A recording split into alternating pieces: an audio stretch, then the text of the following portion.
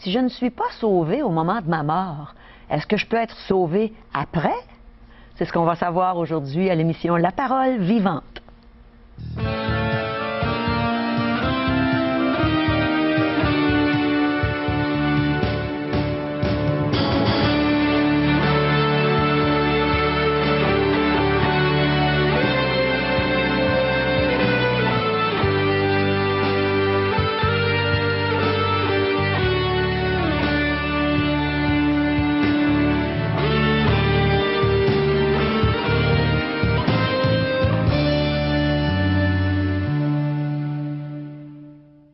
Bonjour, chers téléspectateurs, et bienvenue à l'émission La Parole vivante.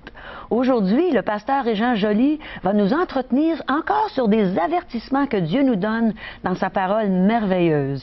Et on a la visite de France André qui va faire un beau chant. Et on va entendre le témoignage de Ginette Cloutier. Alors, n'oubliez pas, vous pouvez toujours nous contacter. On aime avoir de vos nouvelles. On aime savoir ce que vous pensez. On veut avoir vos questions qui peuvent servir de questions au début de chaque émission. Alors, contactez-nous à 1-877-l'Espoir, 1-877-537-7647 ou visitez-nous sur notre site web espoir.ca. Dans son amour, Dieu nous donne des avertissements parce qu'il n'aime pas nous punir. Alors, Régent va nous parler de ça aujourd'hui. Est-ce que tu as la réponse à notre question, premièrement? Est-ce que je peux être sauvée une fois que je suis morte, demander à Dieu de me sauver ou faire quelque chose comme ça? Il y a beaucoup de personnes qui pensent qu'il y a une seconde chance après la mort, qu'après qu'on est mort, eh bien que... Oui, Dieu est tellement bon qu'il va certainement ouvrir ses bras puis m'accueillir, puis ouvrir les portes de son ciel ou de sa demeure céleste. Mais c'est faux, ça? C'est faux. Je vais vous lire un texte des Saintes Écritures, c'est Hébreux 9, 27, et ça va répondre à la question, mais on va l'élaborer, il va s'en dire dans les prochaines minutes. Mais dans l'Épître aux Hébreux, chapitre 9, verset 27, nous lisons. Écoutez attentivement cette vérité. Et comme il est réservé aux hommes de mourir une seule fois, après quoi vient le jugement. Oh là là! Hébreux 9, 27. C'est sérieux. Alors donc, oui, c'est de ce côté-ci qu'il faut prendre la décision importante où se retrouvera mon âme pour son éternité. Après ça, il est trop tard. On veut remettre ça entre les mains de Dieu. On dit, Dieu, lui seul le sait, puis il me le dira une fois que je serai rendu de l'autre côté. Non, impossible. Impossible. C'est à nous de faire un choix, c'est à nous de prendre la décision de savoir où se retrouvera mon âme pour son éternité. C'est pas à Dieu. Dieu a tout fait pour qu'elle soit sauvée, mais à moi maintenant d'y faire ma part, c'est-à-dire en acceptant le plan de Dieu pour ma vie, en acceptant le cadeau qu'il m'offre. Parce qu'il y a un cadeau que nous allons voir tantôt dans les textes des Saintes Écritures que Dieu m'offre afin que ce cadeau puisse accomplir parfaitement son œuvre. Et ce cadeau, c'est la délivrance de ses souffrances éternelles. C'est ça qu'il m'offre, le cadeau. Mais si je refuse le cadeau, il me reste quoi? Ben, les peines éternelles et puis la souffrance. Et c'est là. Alors, plusieurs doctrines, philosophies, religions, ils vont croire à la réincarnation, de revenir une autre vie, me donner une seconde, troisième chance. Et ça ne finit plus. Alors, le texte est très clair. On vient de lire, après la mort vient le jugement. On va comparer devant le juge. Alors, supposons que vous êtes trouvé coupable dans un méfait, vous avez commis un acte d'injustice, puis là, vous vous retrouvez au tribunal. Est-ce que vous pouvez, vous, devant le juge, dire « Donnez-moi une seconde chance », puis... pense pas. Non, le juge est là pour faire quoi? Régner la justice. Puis il va dire « Coupable, voici ta peine ». Exactement. Et c'est ça que la Bible dit, qu'une fois que notre âme va quitter ce corps, cette existence, elle va comparaître devant le Dieu juge qui lui va dire coupable et voici ta peine éternelle. Mais une seconde chance, il peut nous en donner probablement de notre vivant, par contre. Notre vivant, 2, 3. Comme il a fait avec moi. Exact. Mais de notre vivant. Oui. Alors, il ne faut pas les manquer. Il faut être à l'écoute. Et voilà les avertissements que Dieu lance. L'avertissement solennel, c'est que tes chances se retrouvent ici-bas. Manque-les pas. Eh bien, j'ai hâte, Régent, d'entendre le reste de ton message. On va l'entendre tout de suite après ceci.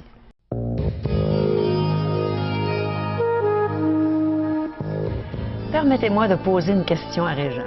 Régent, supposons qu'une personne meurt. Là, elle arrive devant la face de Dieu. Elle dit maintenant, Seigneur, sauve-moi. Est-ce qu'elle peut faire ça? Est-ce que Dieu va la sauver? Je dois te dire la vérité. Et la vérité se trouve dans la Bible, et la Bible déclare solennellement non. Impossible. Elle ne pourra pas être sauvée à ce moment-là, parce que le salut nous est offert maintenant. et non dans le futur. C'est dans le moment présent. On a un Dieu qui intervient aujourd'hui, maintenant. Et c'est pas moi qui le dis. Alors, comme preuve, on va aller lire un texte de la Bible et qui se trouve dans 2 Corinthiens chapitre 6. Alors, si vous avez une Bible à la maison, prenez-la en main. Essayez de trouver 2 Corinthiens. Sinon, prenez le verset, la référence en note. Vous allez pouvoir vérifier vous aussi. 2 Corinthiens 6, 2.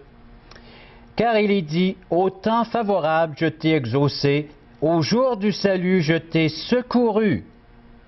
Voici maintenant le temps favorable, voici maintenant le jour du salut. Il ne met pas ça dans le futur, c'est maintenant. C'est maintenant. Dieu est prêt à intervenir maintenant, pas demain. Pas dans le futur, pas dans l'éternité, mais maintenant dans notre existence qu'on vit présentement. Dieu est venu sur cette terre en la personne de Jésus, c'est pour sauver ceux qui vivent sur cette terre. Alors notre âme, donc, elle a besoin d'un salut immédiat. C'est urgent. C'est comme si on arrivait à l'urgence, là, mais c'est plus que d'une simple... que le médecin vienne juste vérifier, voir qu'est-ce qu'on a, mais c'est une opération d'urgence, là. C'est urgent. Et nous, on ne réalise pas toute l'urgence que notre âme a besoin urgent aujourd'hui. C'est de savoir que Dieu doit intervenir maintenant. Sinon, je suis foutu pour l'éternité. On ne sait pas si on va mourir demain, en plus. C'est pour ça que c'est maintenant. Il y a une histoire qui a été écrite, là, on recule un peu en arrière, mais c'est encore présent, cette histoire-là. C'est un petit tract chez les évangéliques qu'on distribuait. Et puis, alors, le bébé naissant, trop jeune, trop petit, il ne peut pas comprendre, saisir. Après ça, il grandit, il est adolescent. Et puis là, il n'a pas le temps encore, il est occupé par les loisirs, les sports, puis il dit, garde, trop occupé. Il grandit à mesure qu'il avance en âge. Puis là, maintenant, c'est la responsabilité, des études, une carrière, le mariage. Là encore, il dit, garde, il repousse encore la question de son salut, le salut de son âme. Et puis là, il arrive à avancer en âge, alors dans la vieillesse. Puis non, maintenant, il dit, garde, c'est pas le temps de changer quoi que ce soit dans ma vie, là, puis j'ai vécu comme ça tout le temps. Jusqu'au moment donné, de sa retraite. Et là arrive le moment de la mort, du décès. Eh bien, le texte disait, trop tard. Il est trop tard. Il y a un grand abîme entre nous et Dieu. Et c'est ce que Jésus est venu combler. Alors, s'il n'est pas comblé de notre vivant, bien, nous partons dans l'éternité avec ce grand abîme. Il est infranchissable, il est immuable, il est là. Il y a un grand fossé, un grand abîme qu'on ne peut franchir de nous-mêmes. Et c'est pour cela que Dieu l'a franchi, lui, en venant de son côté vers nous. Mais nous, de notre côté, on ne peut pas le franchir. Je comprends. Alors, cet abîme est là. Et puis, c'est un peu comme si on essayait d'aller en Europe à la nage. Personne ne peut s'y rendre. On va s'épuiser, puis on va se fatiguer, puis on va arrêter en chemin. On ne peut pas atteindre un autre continent à la nage, c'est trop grand. Et c'est la même chose spirituellement. L'abîme est tellement vaste, tellement grand, que seul Dieu peut le franchir pour nous. Nous, on ne pourra jamais le franchir. Et ça, c'est un langage spirituel. À quel moment est-ce que Dieu le franchit pour nous? Lorsqu'il est venu à la personne de Jésus. Lorsque Jésus est venu sur cette terre, eh bien, c'est l'espoir qu'il nous a apporté. Parce que dans l'au-delà, il n'y aura plus d'espoir pour le pécheur. Ça sera terminé. Il sera parti avec son péché et puis il vivra les conséquences éternelles de son péché. Mais ici-bas sur terre, Dieu nous accorde une grâce, c'est-à-dire qu'il intervient dans notre vie pour nous accorder un plein pardon, une pleine délivrance, afin de pouvoir dire à Jésus-Christ, deviens mon sauveur à moi maintenant. Alors, dès maintenant, on est sauvé et il n'y a rien qui peut empêcher après ça qu'on soit sauvé pour toujours, nous dit les Saintes Écritures. On ne perd pas ça, ce salut-là. On ne peut perdre ce salut, il est là, c'est Jésus qui l'a acquis pour nous, puis il nous l'offre en cadeau. Un cadeau, c'est gratuit. Hein. Supposons que tu viens me voir à un Noël, tu dirais, Jean, j'ai un cadeau pour toi. Puis je dis, Caro, je veux rien savoir de ton cadeau. Ça ne m'intéresse pas, puis je le rejette, puis bon, je dis non. Est-ce que tu reviendrais l'année suivante pour m'offrir ce même cadeau? Peut-être. Si tu m'aimes assez, tu vas dire, hey, Jean, garde le cadeau, je vais te l'offrir cette année. Mais si je le prends, puis je le mets par terre, puis je le piétine, puis je dis, garde, je veux rien savoir, Caro, de ton cadeau. Mais là, ça va être fini. Ça va être fini. Une troisième fois? Reviendrais-tu une troisième fois? Non, là, je saurais réellement que tu n'en veux pas. Et c'est la même chose avec Dieu. Dieu vient à la charge une fois, deux fois, trois fois, puis on lui dit non. Et puis lorsqu'on sera de l'autre côté, bien, on changerait d'attitude à son cadeau. Là, on pourrait dire, ben oui, Mais Non, je pense pas. non, on ne peut pas. Exact. Et voilà pourquoi que maintenant, Dieu a les bras tendus vers chacun d'entre nous. Il nous offre ce cadeau gratuit qui est la vie éternelle, qui est le pardon, la réconciliation. C'est celui qui est le moment présent, c'est le « je suis ». C'est comme ça que l'Éternel s'est appelé lorsqu'il a parlé avec Moïse dans l'Ancienne Alliance, dans l'Ancien Testament. Et c'est comme ça qu'il se présente avec nous dans le Nouveau Testament, la Nouvelle Alliance, quand Jésus a dit aux Juifs, le « je suis », avant qu'Abraham fût. Et là, ça recule, avant qu'Abraham fût, je suis. Ouais. Et les Juifs ont très bien compris le message. Il dit, qui es-tu, toi, qui est tout jeune, puis tu vas nous dire que tu as vécu dans le temps et même avant Abraham? Ben, c'est le Dieu de l'éternité. Et il voit les conséquences, il voit naturellement où est-ce que le péché nous emmène, nous, même si on ne voit pas ces choses-là, mais il nous avertit ici que le péché va t'emmener dans une séparation éternelle, et voilà pourquoi j'interviens aujourd'hui dans ta vie. Est-ce que ce message-là est pour tous nos téléspectateurs? Peu importe les péchés qu'ils ont pu commettre ou la bonté qu'ils ont. Que ce soit un jeune, un moins jeune, Oui. homme et femme, tous ont péché, nous dit la parole de Dieu, et sont privés de la gloire de Dieu. Tous, sans exception. Et voilà pourquoi que ce salut est offert à quiconque veut bien le recevoir, veut bien l'entendre et par le fait même l'accepter. Ouais. Alors donc, c'est absurde de penser que parce que je serai dans l'éternité, je changerai mon avis ou mon opinion concernant Dieu. Il va être trop tard. Absurde. Alors donc, voilà pourquoi la sagesse nous dit, c'est maintenant. C'est là le jour du salut. Une fois, j'étais à la radio et on invitait les gens avec un chanteur country du nom de M. Boulian. Et puis on invitait la population à venir nous entendre à une soirée où on présenterait ce merveilleux message sous forme de chant, parce que notre frère, M. Boulian, a un don de s'accompagner à la guitare, de chanter ses belles vérités. Et moi, j'apportais un message, comme on est en train de faire là, à la télévision présentement. Et puis, il dit à l'animateur, et puis par le fait même à la population, à son micro, lorsqu'on était sur les ondes, il dit, si Jésus ne vous intéresse pas, venez pas. Exactement. Ouais. Hein? Mais j'ai dit, qu'est-ce qu'il dit là? Lui, on invite les gens, puis il est en train de leur dire à la population, ben, si Jésus ne vous intéresse pas, venez pas. Mais il a dit une chose par après. Si Jésus vous intéresse, venez. Mais je dois vous préciser qu'au ciel, ce n'est que de lui qu'on va entendre parler. Hein? Alors donc, l'invitation est lancée. Pour se préparer au ciel, pour se présenter devant Dieu, il faut déjà avoir un amour pour lui. Il faut déjà donc avoir une repentance, c'est-à-dire de changer d'attitude à l'égard de Dieu. Pour savoir si nous nous trouvons justement sur le chemin large qui mène à la perdition, tournons-nous vers les gens de notre entourage, puis demandons-leur qu'est-ce qu'ils pensent de Dieu. Est-ce qu'ils aiment Dieu? Est-ce qu'ils ont reçu Jésus-Christ comme leur sauveur? Est-ce qu'ils s'intéressent à la parole de Dieu, de ce que Dieu fait présentement et les intervenances qu'il fait pour l'humanité qui est déchue et perdue? Est-ce que les gens s'y intéressent? Alors pourquoi une fois, dans l'éternité, il commencera à s'intéresser aux choses de Dieu si ici-bas on refuse, on rejette, on méprise même ces choses-là venant de Dieu? Ouais.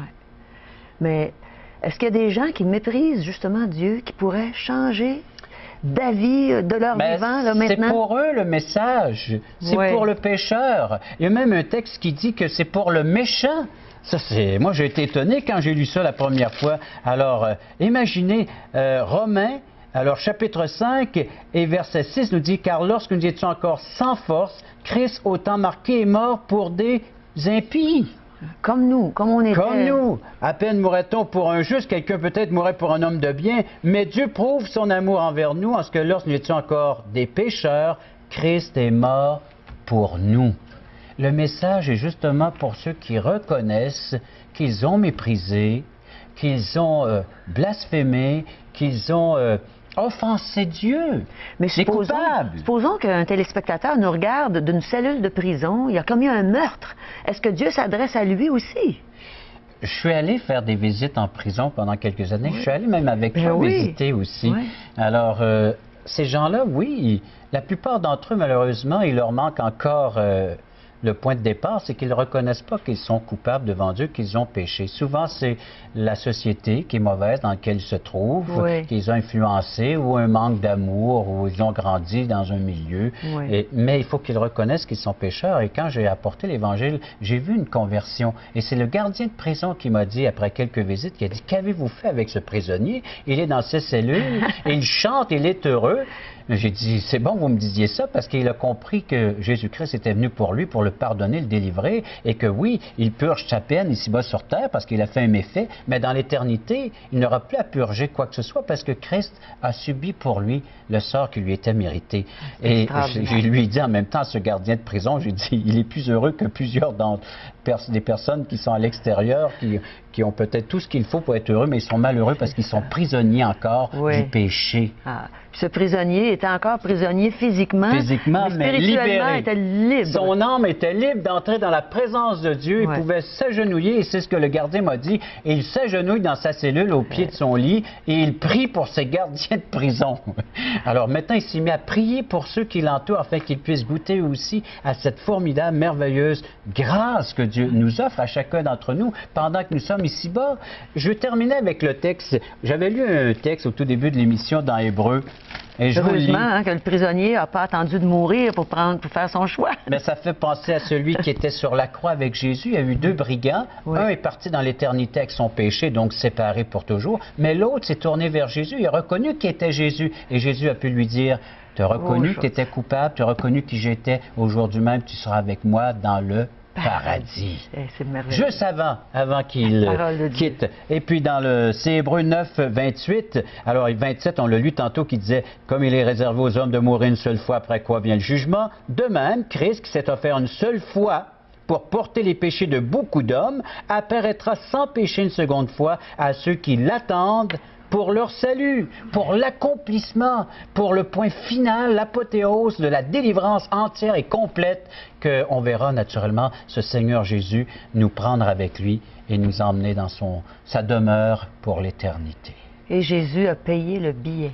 Il a payé notre prix d'entrée pour aller au ciel. C'est justement ce que France André va nous chanter aujourd'hui. C'est le billet, c'est Jésus.